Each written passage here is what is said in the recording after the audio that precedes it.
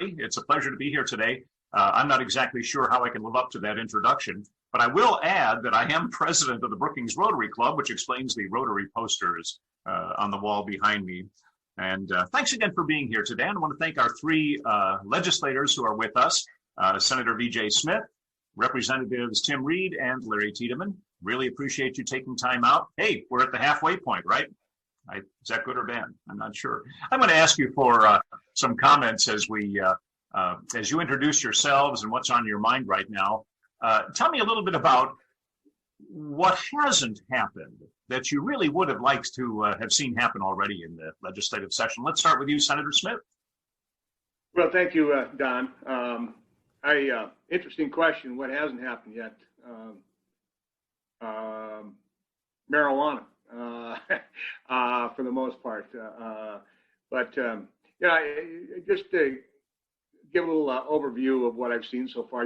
I had gone in with the understanding that we were going to cut back on bills and measures to get to things. In a typical year, they're 500. I just counted it up this morning with all the bills and resolutions. We're at 508. So it's kind of a normal year. The hammer came down this past week. I think we'd all hoped to avoid some type of breakout on COVID in the Capitol. And on the House side, there have been 7 positives. That casts a further shadow over our proceedings, and people are, more cautious. I can speak for Larry and Tim. We are about as cautious a delegation as there is in terms of the masking up and doing what we're supposed to be doing. So, lots coming at us. One other thing I'd like to say is that I got a text from a close relative yesterday, and because I was talking about the volume of bills and the response I got was, we're working on too many stupid things in that person's mind. Well, oftentimes the weird bills, I shouldn't call them weird, but the most contentious bills are the ones that make the press. And it gives the appearance that we're spending a lot of time on frivolous things, and I can assure you that isn't the case. What our time is being spent on happens to be important bills for people. So anyway, that's my story right now. Very good. Thank you very much. Let's move to Representative Tim Reid. Anything that you would have liked to have happened by now? Well, good morning, everyone. There's not too much that I can say that, that I think should have happened. I agree with Senator Smith that we've just got so many bills to get through. Some of that's due to, and Representative Tiedemann's always done a good job of talking about the Christmas tree, and it's a big Christmas tree this year. In other words, we've got a lot of funding dollars, and so it's made for a strange year. We're starting much earlier on our discussions as to where priorities lie money-wise. Like you said, we're halfway through. Usually we got to get through crossover day before we're really, and that happens a week after next. Usually we got to get through there before we really get serious about the budget numbers, and that's happening a lot earlier. It's too bad about the COVID breakout that we've seen. Just yesterday, one member who has a very young child at home, very baby basically at home, so you're feeling for that, that family and hoping that, their kids don't get sick. And I'm sure he'll take all the precautions. And you know what? He's one of the better mask wearers. He actually put it on Facebook and he just apologized, said, I've done everything I possibly can. I feel I'm still mad at myself. Is there one more thing I could have done not to get COVID? So the other thing that I'm missing is that direct interaction with more people. I don't go to events. If I know there's somebody there from Brookings, I may get to the event because I feel like if they've come this far, they do want to see me, so I may make it to events. But I really look forward to getting back to normal, to where we have a lot of interaction with people when we're working on bills. So I look forward to the questions. Great, thank you very much. And Representative Tiedemann. Well, I think that Representative Reid and Senator Smith have covered pretty much what we haven't seen, pretty much the same things. The again, I missed the number of people that normally we see coming and testifying, although Senator Smith in education last week had a full chamber. So I don't think there was any room for any more with that one. It's interesting, in my first session when Governor Brown gave his State of the State address, this was back in 2005, and he said that, there's three big issues to look at, and that is funding K-12 education, property taxes, and hunting. That was also given by the governor in 1905. Some of those issues are still with us today because they're big issues. And then how do we take care of those who can't take care of themselves? I think that the medical marijuana, the situation with the court has probably stopped some of that, but I also see people working on both approaches to the marijuana bill. So some trying to draft a bill that would put it into effect earlier, some trying to delay it. So it'll be interesting as we go forward. Thank you. Thank you very much. Let's talk briefly here about the mask issue. The Senate does require masks for individuals in spaces under the jurisdiction of the South Dakota Senate. I don't think any senators have come down with COVID. And now we have 7 representatives, and some people are calling for a mask mandate in the House. Let's start with Tim Reid.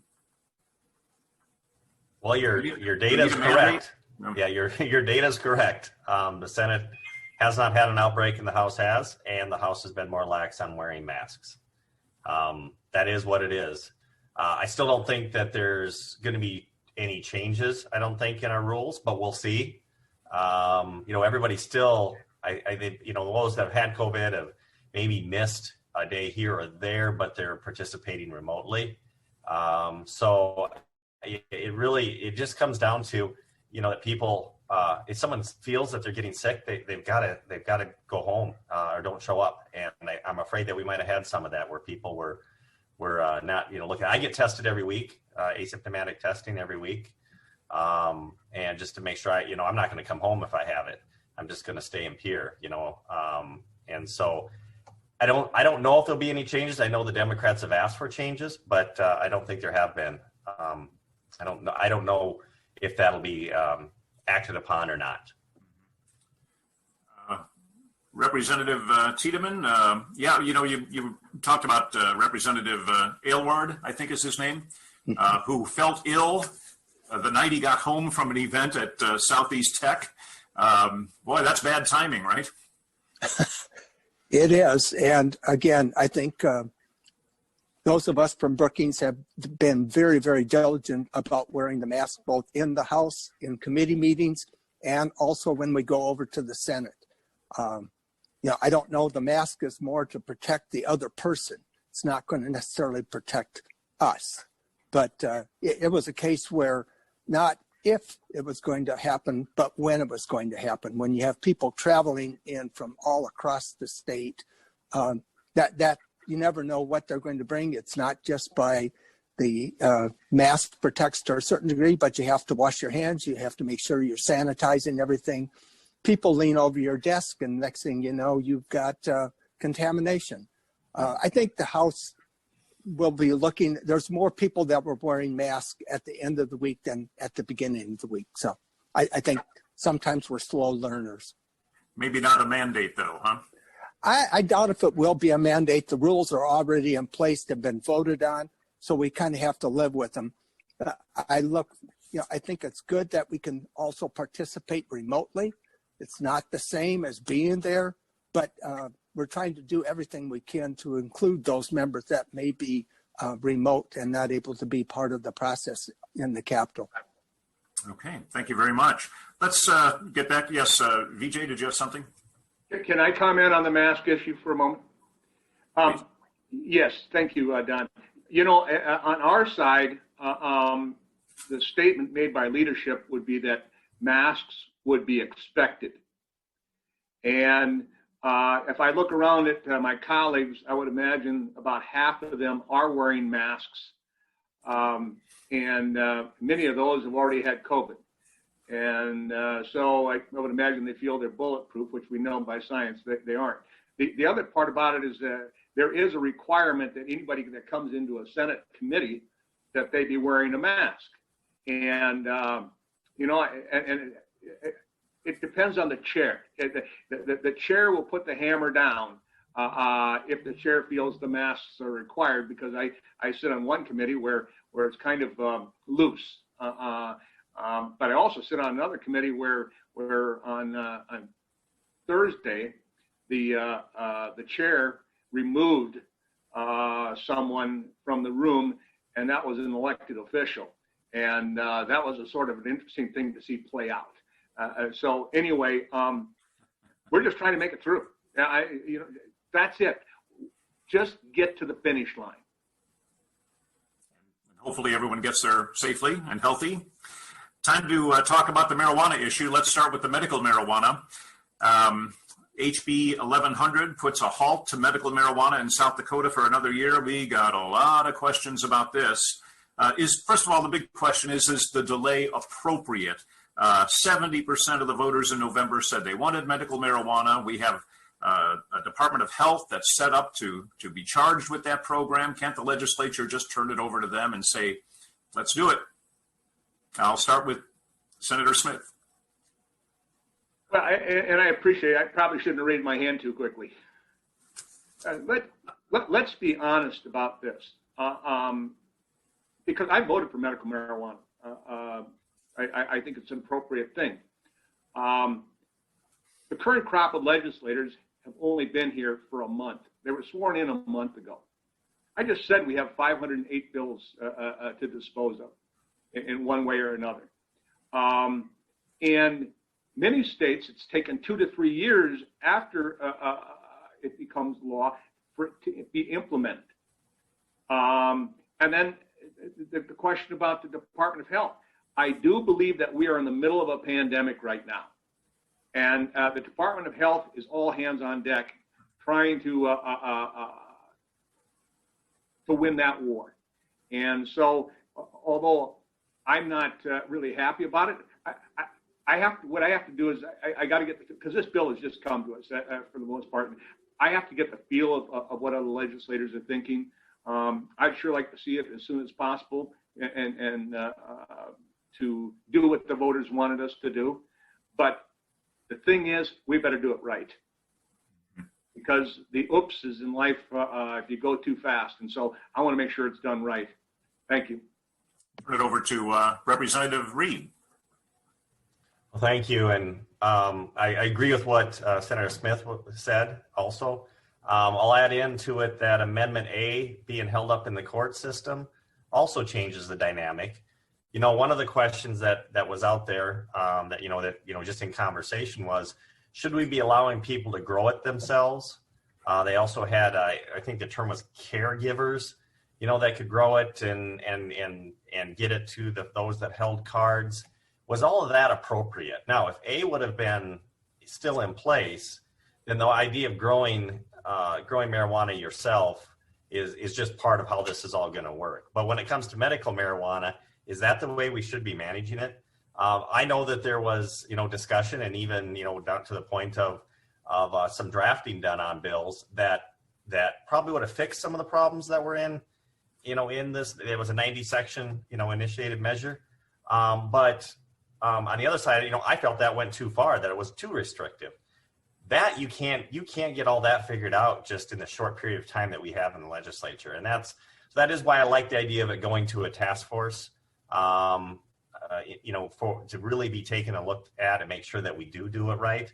On the other side of that, though, it's just we're trying to balance that out with that the people really want this, and I understand that. Someone places a bill in front of me that fixes all of my issues with it. I would probably vote for it, but I just don't think that can happen in this short a period of time. Mm-hmm. Representative Tiedemann. Well, in addition to what Senator Smith and Representative Reid have discussed about delay in implementation, I think that we in South Dakota want to do it right and take the proper steps to put it in place. Even if the bill if it would have been enacted July 1st, it still would have taken time for the department to put things in place, because they would have to add additional staff just to put some of these things in place. there's a number of questions within that we don't know. Is medical marijuana taxed? We don't know. At what tax rate should it be? Those are things that we haven't seen bills on yet. And those are things that I think need to be addressed as we go forward.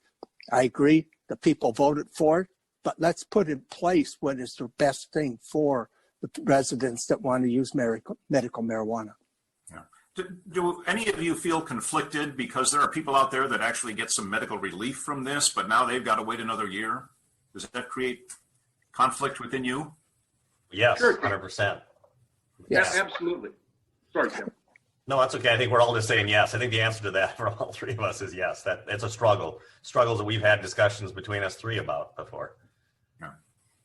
That a lot of that now is coming out in the news media that the delay hurts people, but as you said, you want to do it the right way. I'm going to move on to education. Senate Bill 177. You knew it was going to come up, VJ. So Senate Bill 177 passed out of the Education Committee, on which you sit, Senator Smith. The bill would revise the provisions of parental choice regarding compulsory school attendance and matters ancillary thereto. In other words, what that means is it would create an easier path for students to move to homeschooling and out of their public schools. A good thing, Senator? Well, I'll back you up about 10 days before that. Senator Steinhauer, who's the prime sponsor on Senate Bill 177, he's also the chair of Health and Human Services on the Senate side. And before I voted on Senate Bill 125, which was the statewide mask mandate, I said, this is probably going to be one of the toughest votes I ever take. And Senator Steinhauer looked at me and he said, "Oh, there's going to be a tougher one." And so it came down to this particular item. 2 weeks ago, the state Senate turned down Senate Bill 68, which was to establish community-based schools on the Pine Ridge and Rosebud Indian reservations. And you heard me. It's an emotional thing for me. And I have always believed that we need to take care of kids, and they really want to take care of kids, and so the homeschooling issue, there are some outstanding people that I know that are very close to me that came out of this homeschool environment, and so it was a difficult vote for me because I understand where the Brooking School District is, and now we're getting emails from school districts throughout the state, and they point out the biggest concerns of that legislation is it's the kids on the periphery, of life, and a parent will say, well, I'm just going to homeschool my kid because I'm getting calls from the school all the time that my kid isn't there or whatever the problem is. So I'm just to declare myself having a homeschool, and the kids get lost. And as I said in committee the other day, the problem is when the kids get lost, they stay lost. And that's a tough deal. And so you try to balance. And of course, then there's the aspect of a homeschool kid wanting to take part in activities, band, choir, the sports teams, and all the other stuff. And it's a difficult deal.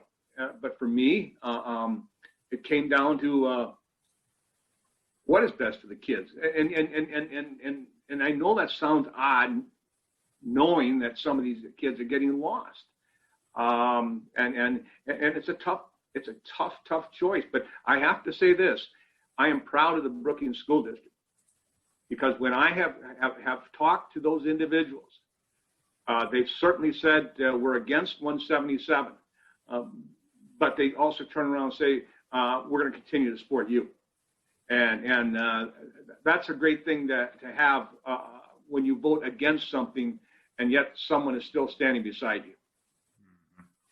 Senator Smith, of course, you're on that education committee. You approved that. I read that bill, and one of the things that jumped off the page to me is that a homeschool teacher does not have to be certified in anything, really. So when they homeschool, it's not like there's a teacher at home. As you said, it's a parent who may or may not be qualified or care. I know they care, but not in the same way that a teacher would be able to educate and move that level of care into a formal education. Correct. And you know, my wife and I, we have 3 daughters that are teachers, and you know, they have master's degrees. We're proud of them, but you got to know, and I think we all reflect on childhoods from a long time ago. I've had a couple of real bad teachers, and they had degrees, and I hope they're not listening. But anyway, it's a tough issue. Yeah, it is. It is tough, and you did a good job kind of explaining the conflict within you. You going to vote for it when it comes to the Senate floor? You know, I learned through some pretty tough moments my first 2 sessions. I'm not going to show my cards. And my good friend and mentor Larry Tiedemann said, "Keep your powder dry." And I'm going to continue to seek information and advice. Thank you. Well, I was just going to turn that around now to our 2 representatives, and I'll turn it over to Representative Tiedemann first. Where do you stand on this bill? Well, so far I haven't seen it at the floor of the Senate. And until you see the final version of that bill, you have to be very careful to commit or not commit, because there can be amendments that are put on at the last minute in the House that could change it totally. Yeah. I did read the bill yesterday and went through it. I think there's some things in there that are good. I think there's some things that I have questions about. The non-certified teacher, I think that does concern me a little bit. I think there's value, and we've seen that, in having our youth involved in those extracurricular activities as they go to school, whether it be band, choir, football, basketball, soccer, whatever. Those activities are also a good part of growing up. And it's sad when they're not involved.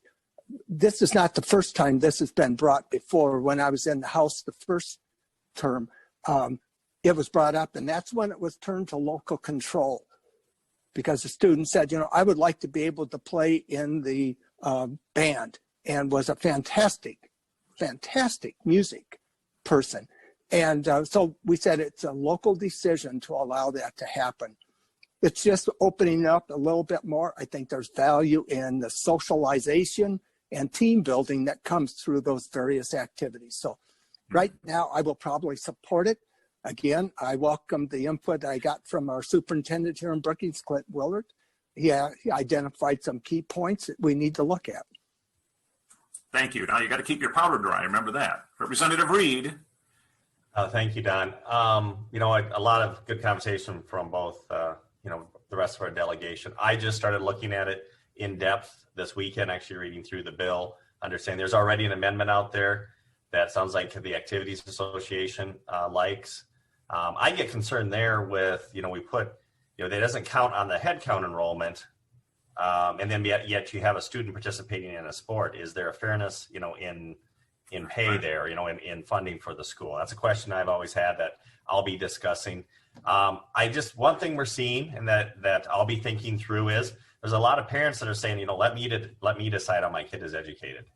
And there is a point to where, you know, that people should have that input with their children, and should be able to make that choice for their children. It may be the wrong choice, or it may be the right choice, but I think that sometimes it comes down to the parents. The parents have to make what's, you know, the best choice for the child. You just hope that it's the correct choice. So I'm still leaving my powder pretty dry on it as I'm reading through it.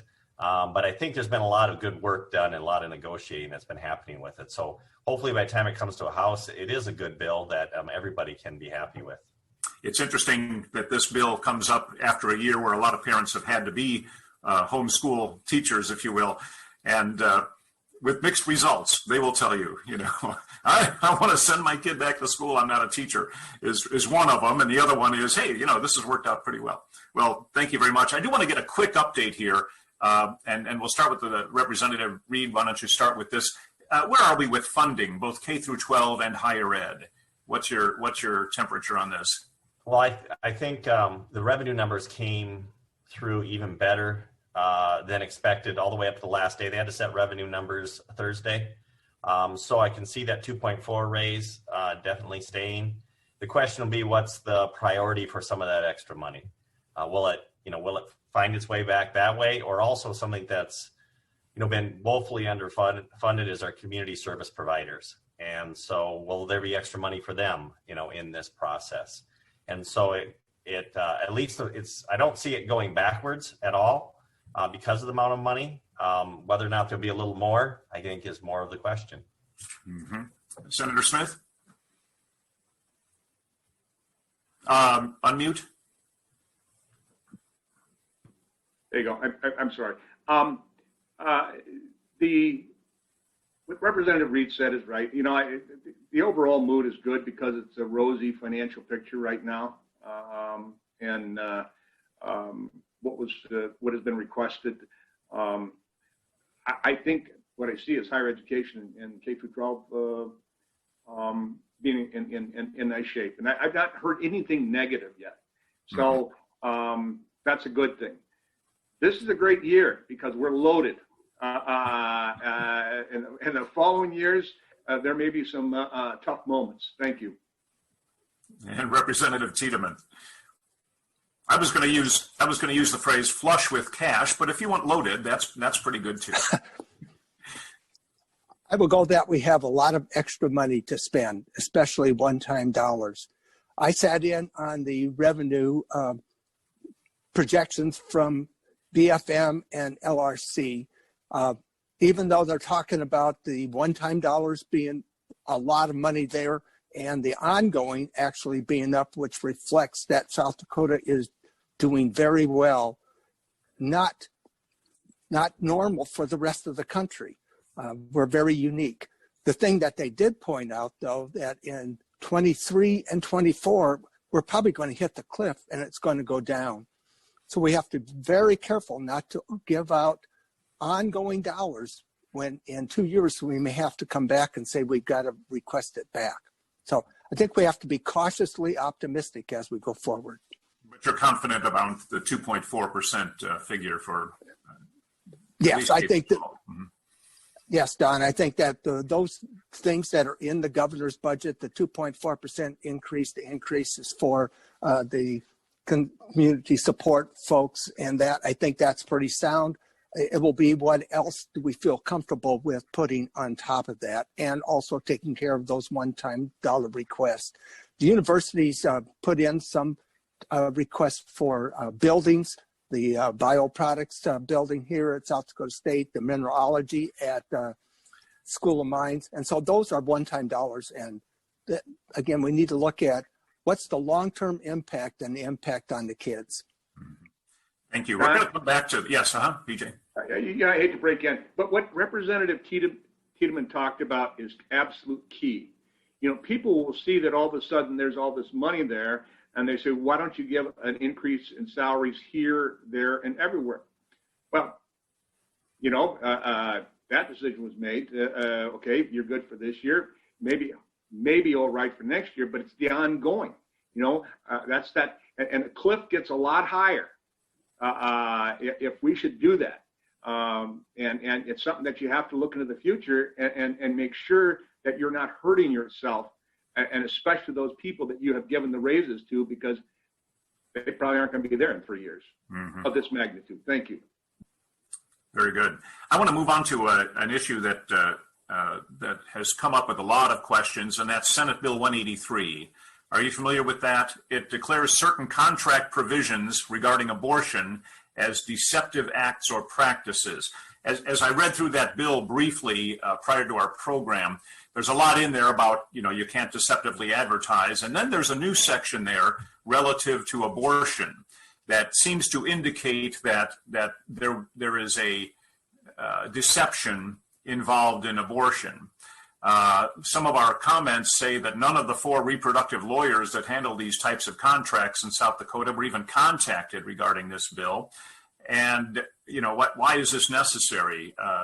Senator Smith, can you tell us a little bit about this? This is where this overload of bills that we've had that I'm not able to read that far into the future. And I've heard rumblings about this, but I haven't read the bill yet. So, and I'm sure I will this weekend, but I really don't have a comment right now. Okay. Representatives? Reid? I saw the question coming here and took a look at it. There's a series of bills this year, that really has to do with surrogacy. And I think there's some that feel that there are the possibility of kind of forced abortions. It could be, if there's, says in utero, there can be times where you might have twins, or, there can be different things that are going on. And there's some that feel that shouldn't be part of surrogacy. And so, or I should say that feel that there shouldn't be part of, but feel that there's an issue with that. And so I guess looking at it, the question is going to be for me. I want to talk to medical professionals. I want to talk to the surrogacy groups and find out what's really going on here. So this is one that I think we're going to just have to listen to. But there's a few other bills that have been like this that have been in the legislature this year. Mm-hmm. Yep. Representative Tiedemann, some people see this as a direct attack on surrogacy contracts. And how do you protect those in the future if this bill advances? Well, Don, again, I just pulled the bill up and read through it briefly, and there's a lot of stuff that's already been there in place. And then you come down to the bottom where they're making some specific things, changes and amendments to it. Really haven't had that great a chance to study it. It's talking a lot about contracts. I'll be listening to the attorneys when they debate it back and forth. Mm-hmm. But the idea is you're going to listen to the surrogacy people and also the medical professionals. Yes, you have to solicit input to get kind of a balanced approach before we go forward and vote. Very good. Tell me a little bit about House Bill 1200. Are you familiar with Representative Mills? This bill is designed to lower the cost of housing. Have you seen that? Where are you on that? Yep, I have seen it and spoke to Representative Mills about it because I needed to understand the concept of it, because it has to do with the excise tax and lowering that excise tax for houses. Really, I think he said 220,000 and below, you would pay less amount of excise tax, and when you get above that amount, you'd be paying more than what is the rate today. And he tabled the bill.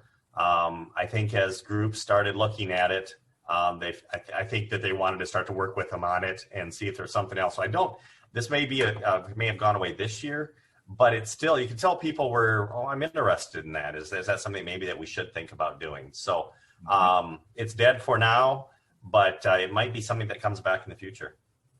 Okay, very good. Representative Tiedemann, anything to add to that? Well, that bill came before our taxation committee, and although it's an approach to try to change it for to lower the cost for starter homes, that type of thing for low-income homes. But what it does, it's a tax shift, and it's a huge tax shift to those that get up over $350,000. You were given credit for $150,000 on your property tax, and it delays. And of course, when it does that, then you, in order to maintain the funding to schools, you have to shift that tax to those folks that are building homes over $500,000. The concern was that some of the folks would see double what they would be paying in property tax. That's a huge shift for people, and that's one reason why it was tabled. The other reason is that if you have multi-contractors, you're doing the general contracting yourself, and then you contract with the electrician, the plumber, the builder.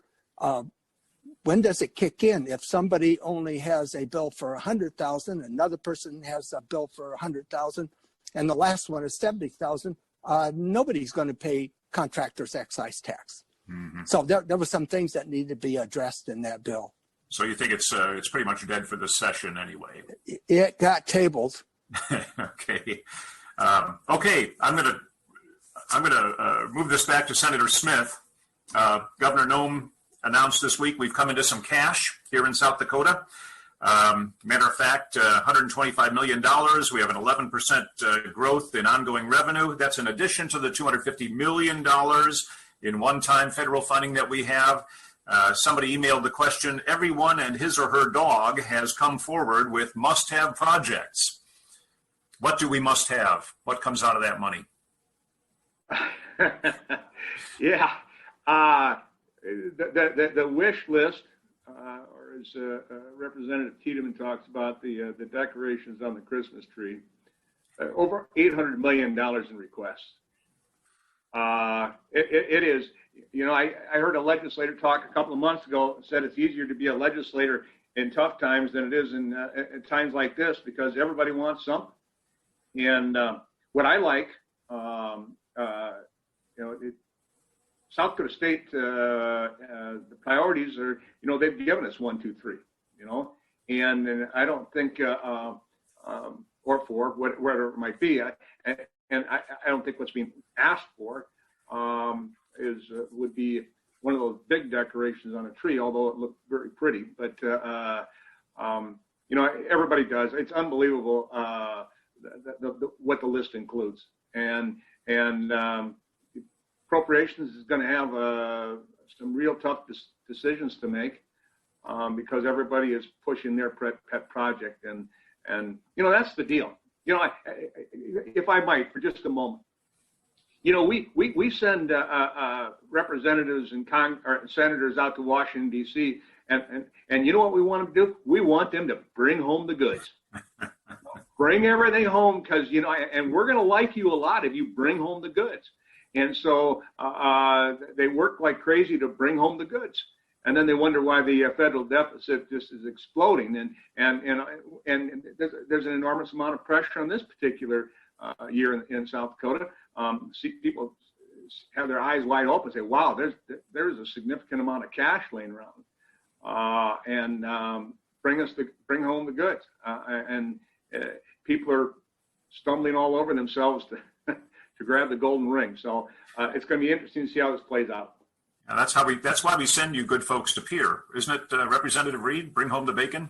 Yeah. What kind of bacon do you see on the horizon here? Well, I don't want to bring home the bacon, and actually, I don't want. This isn't bringing it home just to Brookings. Number one thing I think bringing it back to the state is it's been coined the Freedom Scholarships, but it's a need-based scholarship program. I don't think of my other two district mates, and we wouldn't argue that's number one out there as far as our personally, and then for Brookings, it still benefits Brookings, but really it's for the whole state. It's for the workforce for the whole state. We're losing kids outside the state, and we want them to stay here. We want them to come to work here in South Dakota. The second thing that we're working on is the Bioproducts Institute. That's an exciting one. Talked about it quite a bit. I won't go into more detail here, but it's for the future. Beyond that, then we really do. We start to figure out what's best after those things. So no bacon, but bioproducts. I want to bring bioproducts back to Brookings. Yeah. $100 million for a broadband. Is that on your list as well? It's $75 million now because there's been $25 million of COVID money that's be able to be allocated towards it. The amount, I think, should always be in question and is being discussed quite a bit. There's also discussion out there if it's the right technology, because they're talking about the satellites, the Elon Musk's satellite network, which is really unproven at this time. There's also, we've done fiber to the premise in Brookings, and it's worked really well. And with fiber, you got fiber cable like this with, I don't know how many strands they put in there, where your bandwidth for radio, signals can be pretty tight. And so you can move more information on fiber than you can through the satellite. So all of that has to be taken together, but it is something that I do want to get done. I just want to make sure that it's properly vetted.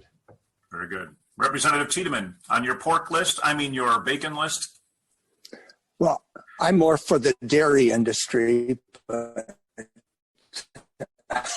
I love my ice cream. The thing that we need to do is to take the big picture look. And what are those general guidelines that we need to provide to the Appropriations Committee as they go through their process? This year, all of the spending bills have also gone through policy committees. Do they support the general concept of it? But we need to look at what's the long-term impact? Is it going to be have an impact for 5 years, 10 years, 20 years? Is it spending on one-time items such as buildings, things of that nature that will have a long-term impact when you put that building up there that can be used to house the cows or to design a new product that comes out of the Bioproducts building or the mineralogy building, which is very depleted. Again, I support the needs-based scholarship or the Freedom Scholarship. I think that has a long-term impact for future generations. Those are kind of the guidelines that I think we need to provide to the caucuses and to the groups as they make a decision. I learned a long time ago when a person from Washington came out and said, in a tight budget year, you make better decisions than when you have too much money. Yeah. So I hope we can make good decisions. $11 million for K through 12 one-time funding for loss of student enrollment? Possible? Well, I think there's some opportunity for some of the COVID dollars to go there with that. Mm-hmm.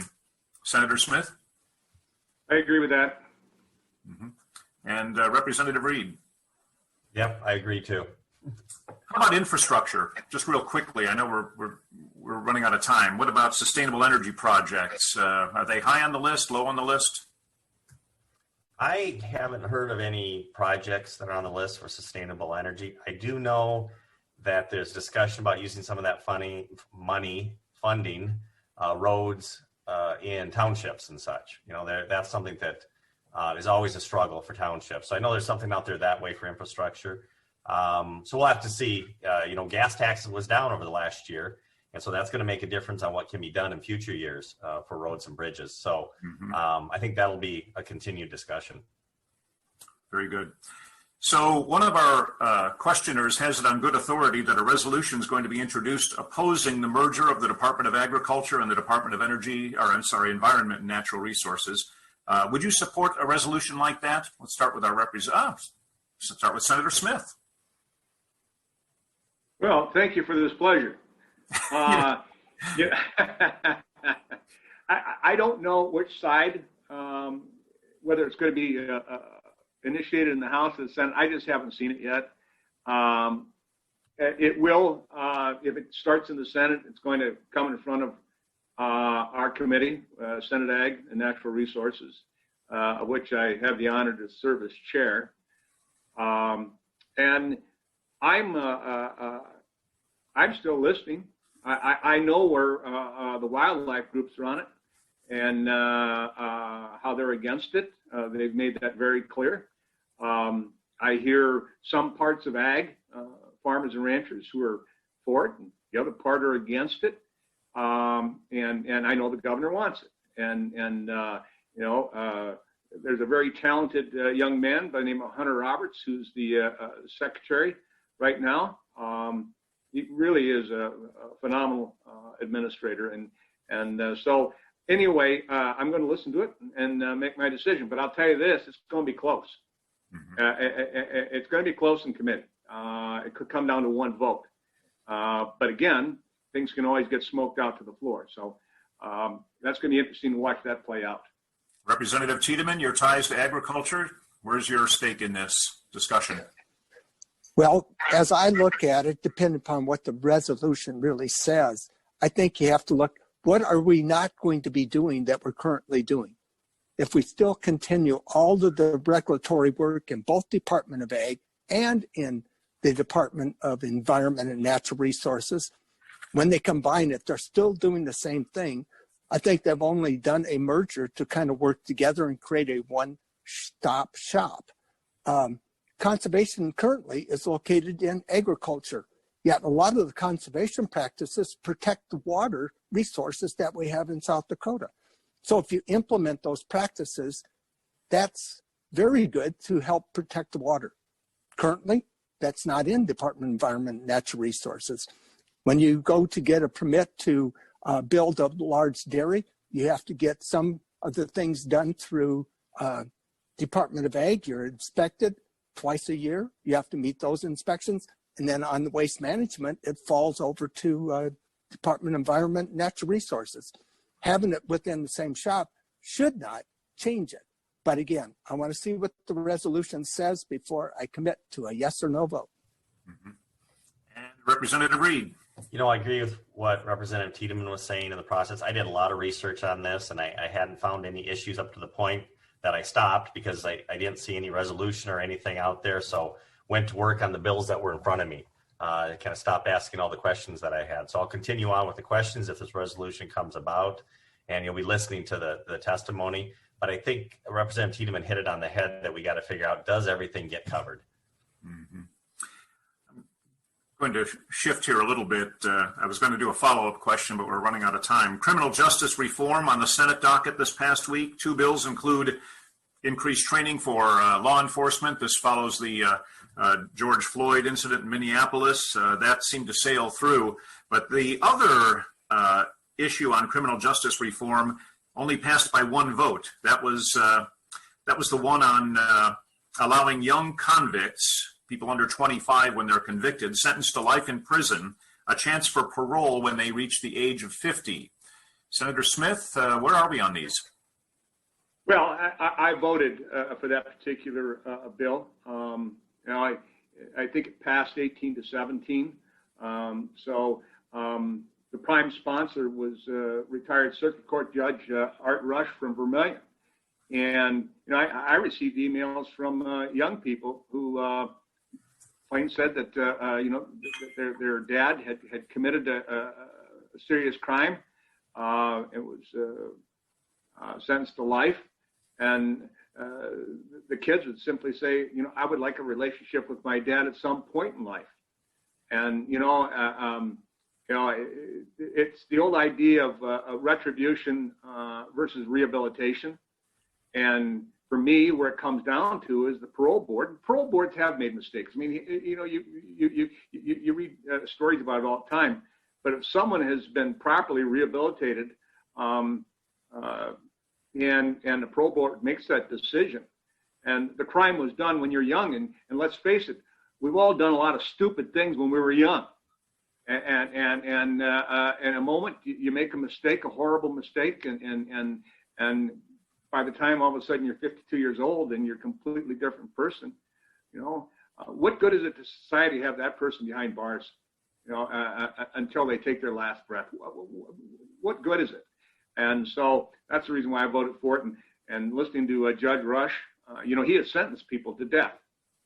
He certainly has sentenced people to life imprisonment. And I have an enormous amount of respect and trust in the man. So I was the only one that nodded when you said we've done some silly things when we were young, but I'm just going to assume our representatives may have done that in the past. Where would you stand on this vote? Let's start with Representative Tiedemann.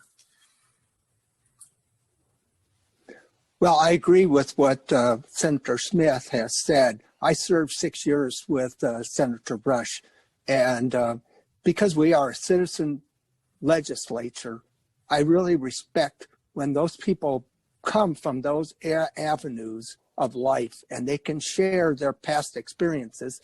And so I put a lot of trust in what he's saying. Again, it's something that you have to hear the full debate on it, not only in the floor, but also outside in the hallways and what you hear from different perspectives. But again, I have a great deal of respect for Senator Rush. And Representative Reid. I just agree with my district mates. Okay, so you would like to see that not pass, essentially. You would not like to see parole then at 50 for a life sentence. No, I don't think that. Yeah, I think you've got that turned around. Okay. It would be allowing someone who's committed a crime less than 25 years of age to be eligible for parole at the age of 50. And Representative Reid, you are in favor of that? Yes, I think I might even signed on. Judge Rush's bills are always, really looking. He's been through the process, and he's done, like you said, he's done these things. So his bills are always well thought out and have merit. Thank you very much for clarifying that. There is a bill, I think, that modifies the initiated measure amendment process that requires the Secretary of State approval and some other items about it. And some people see that as a little bit over-regulation on the ability to have a referendum. Thoughts on that? Have you seen it? Seen that bill? Yeah, yes, I have been reviewing some of those bills. My first interim session, we worked a lot of initiated measures, and it's going to continue to be an issue. It's going to be like any other issue that recurs every year. We've got this balance of the people want to speak to make sure it's a proper law. Some things you always have to look at when these laws come forward is they're written by the folks, of that industry or of that view. And when we put bills together, and I'll use the example of the homeschooling one, there's always another group that's saying, hey, we're going to push against this and we want this amendment. And that process doesn't happen in the initiated measure process. Mm-hmm. And there was a comment, I think, in one of the questions that said, well, it's been through LRC. Well, yeah, LRC checks it, but everybody says, but LRC works for the legislature. So they don't necessarily take their comments, and run with them. And so I think that whole thing is always being worked on. I think the only thing that's gone through so far on that is a measure to say, let's put it, matter of fact, I don't think we've even voted on that one yet. So I don't think we've had any of these votes in front of us yet in the House. But it's all about balance, and we're going to continue to work on it. Okay. Other comments? Okay. We're nearing, Larry, did you want to talk on that? Well, I think the one that I'd seen was moving it from a simple majority to 60%. If we want to have a spending bill passed the legislature, you have to have 2/3. If school boards, they want to do it for bonding, they have to have a much higher percentage than a simple majority. And so those are some of the things to think about as we go forward. And I agree with what Representative Reid said, is that you need that chance to debate and amend before you put something into law. Well, we're approaching the end of our program here. I want to thank all of the people who sent questions in.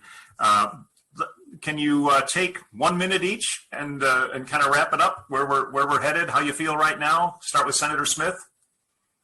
This is going to be short, but it's like the one broadcaster on the news signs off with, stay positive, test negative. Thank you. Wow, that was short. Let me write that down. On this date, VJ Smith spoke for Representative Reid. So you should have said that before you called on me. We have fun with Senator Smith on whether he's short or not. We give him a bad time. But one thing, I guess, just in closing, there was a comment about, hey, on it's HB 1051, which has maintained the life of a child born alive. Larry, Representative Tiedemann and I were on the opposite sides of that one. And I bet you, if you wanted to, we could take each other's side on it. That was one of those bills where we really were debating, and we just happened to be on the other different sides of the issue. And I couldn't fault Representative Tiedemann for his views on it, and so, we're not always in lockstep. And a lot of times if we're voting different on an issue, it's probably because there's really different sides to it that we end up taking. So just to let everybody know, yes, I think you got a great delegation. I know I do this. I go in and make sure that we're talking to everybody. There were some comments about, hey, you need to talk to South Dakota Surrogacy. Yep, Lisa's already been around talking to us. Sanford, we rely on too. We look to those people when we and we're willing to talk to everybody that stops by. We don't shut one group off or another. I've seen it. I sit by Representative Tiedemann. I've watched, Senator Smith. A lot of times, a lot of people are always trying to catch them, and they always get our ear. We listen to both sides, and so we really work hard for the people of Brookings and keep our ears, 2 ears, 1 mouth. We do a lot of listening. Representative Tiedemann. Ditto. Even shorter than VJ Smith. That was amazing. I think one of the lessons that came out of this day, and we see all of these bill numbers, flashing in front of us.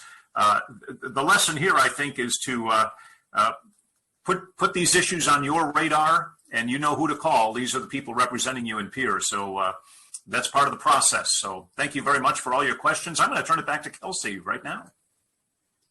Wonderful. Don, great moderating skills. We got done with closing remarks in 3 minutes. Wow. I don't think I've ever seen that happen before. So congratulations. Anywho, so this recording will be available on our YouTube channel. If you haven't, go over and subscribe to that. We got a lot of questions in today. Really, really awesome. We weren't able to get to them all, obviously, but these individuals are always accessible, very easy to get in touch with. Shoot them an email. And we just appreciate you gentlemen so much for all the work that you're doing. Thank you for being with us this morning. Everyone, I'm going to let you go. Have a wonderful rest of your Saturday. And the final forum is next week on Saturday. We'll have our District 4 representatives joining us for that. So we look forward to seeing you, and thank you all.